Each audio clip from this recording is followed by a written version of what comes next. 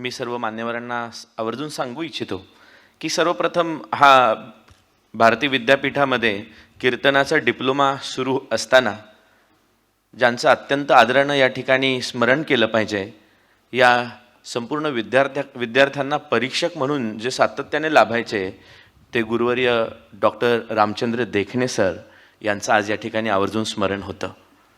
मी शिकवत असताना माझ्याबरोबर डॉक्टर चारुदत्त आफळे सर हे नारदीय कीर्तन आणि मी वारकरी कीर्तन अशा पद्धतीचं अध्यापन गेली 6 वर्ष त्या ठिकाणी करत होतो.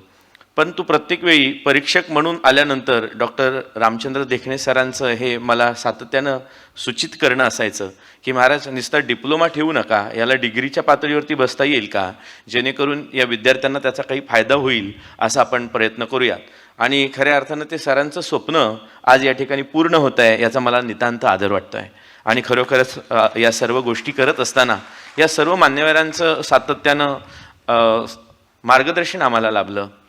या अभ्यासक्रमाच्या निवडीच्या वेळी कसा अभ्यासक्रम असावा, 4 वर्षाचा NEP आणि न्यू एज्युकेशन पॉलिसीमध्ये हे सगळं कीर्तन कसं बसावं, हे जेव्हा आम्ही विचारायला परम आदरणीय श्री योगीराज महाराज यांच्याकडे गेलो तेव्हा त्यांनी एका वाक्यामध्ये सूत्र सांगितलं. 8 सेमिस्टर आहेत आणि कीर्तनाचे 8 वेगवेगळे दिवसाला कोणतं कीर्तन कोणत्या दिवशी असावं हे 8 दिवसामध्ये आपण सप्ताहाचं जसं नियोजन करतो त्या पद्धतीने 8 सेमिस्टरचं नियोजन करा.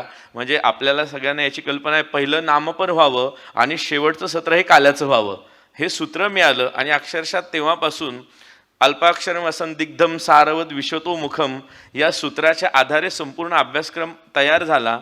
आणि सातत्यानं सारंगधर साठे सरांच्या मागे हट्ट धरून, कारण मी या विद्यापीठाचा विद्यार्थी आहे, त्यामुळं मी तुका म्हणे आम्ही मागावी लढीवाळी तेती पुरवावी आळी माये बापे या ज्ञाने मी सारखं विद्यापीठाशी आणि साठे सरांना घेऊन याचा प्रयत्न करत राहिलो. आणि संपूर्ण 4 वर्षाचा अभ्यासक्रम हा NEPच्या संपूर्ण क्रायटेरियामध्ये बसून तो आता अत्यंत सुंदर पद्धतीने कार्यरत आहे.